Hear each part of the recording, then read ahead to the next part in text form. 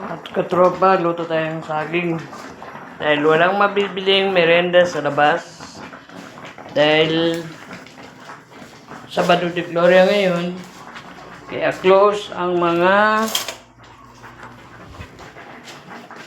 bakery. Kaya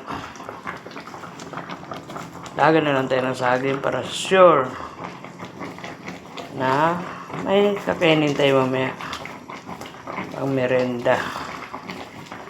Yan, lagyan ko ng silupin para yung dagta hindi kakapit sa kaldero.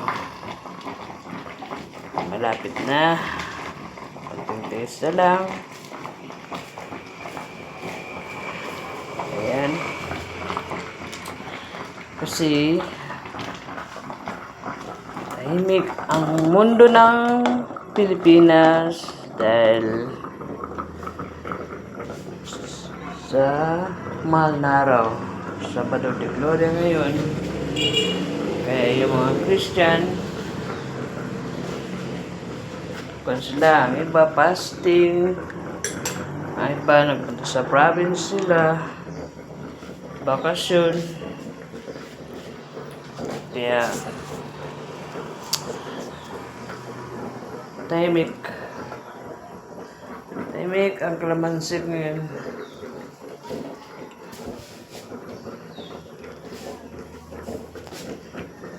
Ay katropa, konting taste na lang at makakain na kami.